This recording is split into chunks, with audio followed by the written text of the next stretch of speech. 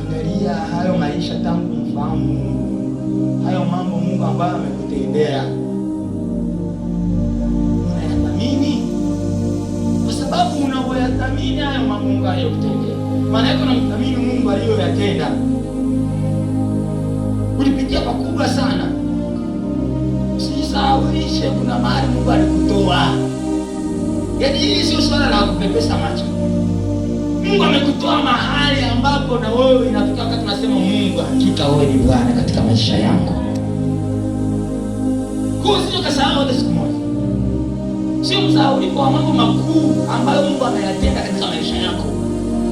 Ukaangusha na kadiri ya kamoja. Juzi tulikuwa tunasema kwamba dela sio ikale kasichana na wanakaa Kenya bariga. Hapana. Sio wako, dela ni mfumo.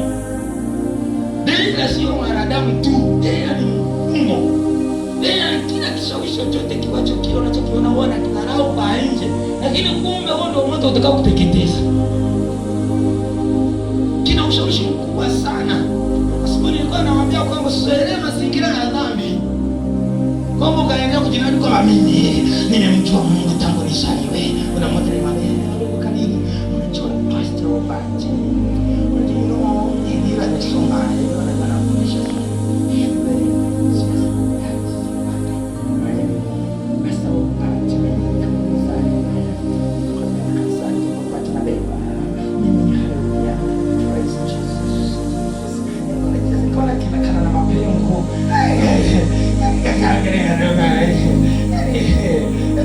Jesus wako huyo.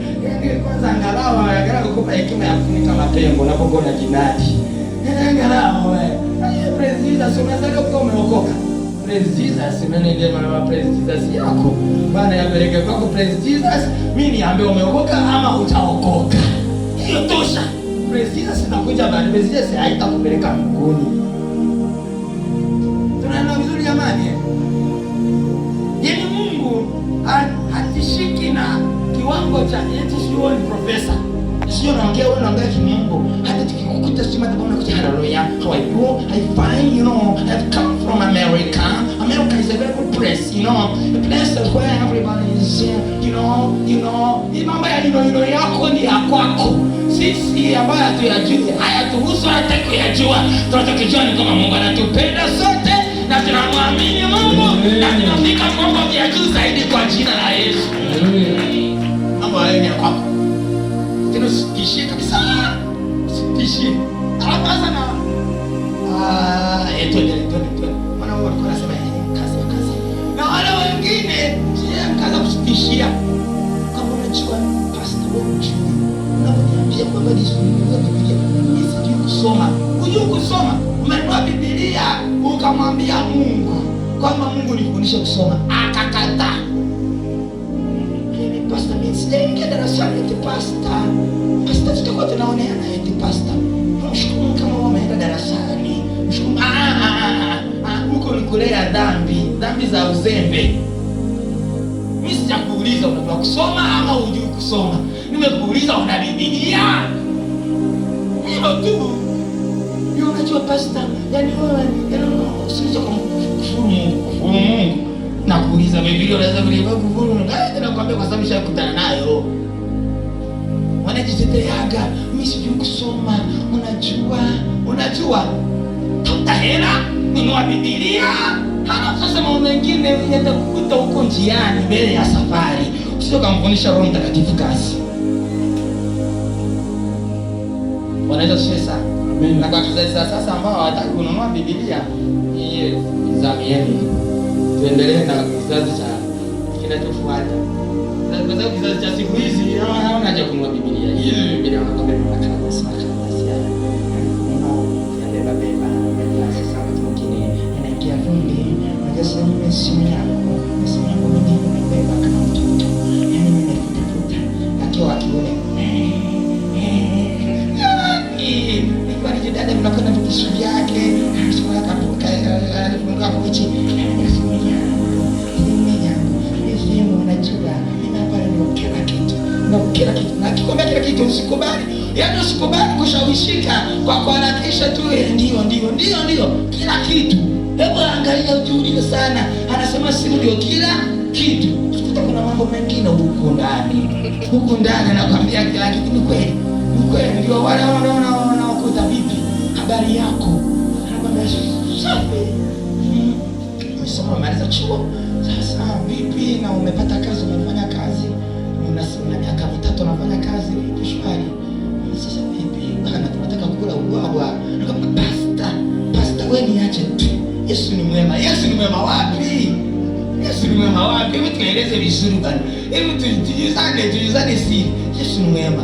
Mimi wao ndio walio wengi, ndio wale ya kwa simu ndio kila kitu. Kwa mambo yote anaisha huko kwenye simu. Sio ananielewa mambo yote anaisha huko na kwamba nimeshachoka wanaume. Ni kweli, alikuwa mama ameshachoka wanaume, ni kweli amewachoka. Elewa vizuri hiyo kauli yake. Sasa unaweza kujiuliza, amechoka wanaume hajaolewa.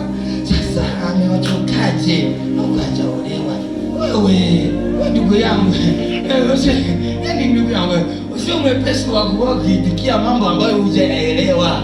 Hebu wewe mtakwambia kauli kama hiyo. Hebu weka tu kwa pasta wote ama pasta wale na vibao vya usafiri wanajua. Hebu weka je ya basi kidogo, rudi nyuma kidogo. Sema unasemaje? Umechoka wanaume. Yaani hakueleweshe vizuri. Amewachokaje? Unajua mimi wanawake wa siku hizi mimi na kwa siku hizi mimi hapa wanawake wote nimeshaona wote wanapara. Umeona wapi huyo mwanamke wewe na hujaoa? Hujaishi naye mwanamke. Hata ndio kama umeona wapi? Halafu ndio wote wanaweza kusema umewachoka wewe. Ndugu yangu ndio wale simu yangu ndio kila kitu, na ushindwe kwa jina la Yesu. Kitambaa changu. Namasha masani ndio kitambaa changu. Bwana Yesu asifiwe sana. Amen. Hali yoyote ambayo inajaribu kukutoa katika uwepo wa Bwana, hiyo hali yoyote haitakosa kwa jina la Yesu. Kwa sababu wewe umeokoka. Kila aina ya kidera, kipepo dera hakitaweza kwa jina la Yesu. Kipepo dera hakitaweza watoto wako kwa jina la Yesu. Kipepo dera hakitaweza huduma yako kwa jina la Yesu. Ushawishi wa kipepo ndio maana yangu, hautaweza maisha yako kwa jina la Yesu. Watoto wako hawatashawishika huko chuoni kwa jina la Yesu.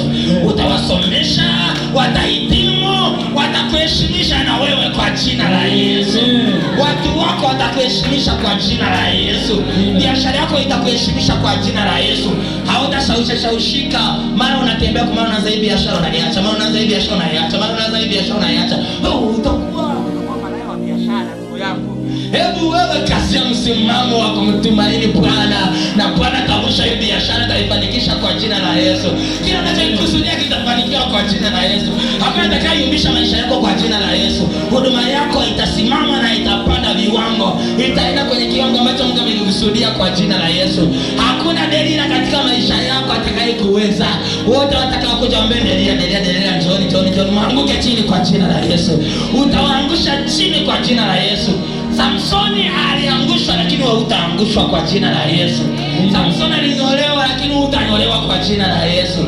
Aliibiwa nguvu, akatoroshwa nguvu. Nguvu yako utadumu nayo milele kwa jina la Yesu. Hiyo nguvu ya maombi utakaa nayo milele kwa jina la Yesu. Hiyo nguvu ya biashara yako utakaa nayo milele kwa jina la Yesu. Zaidi ya yote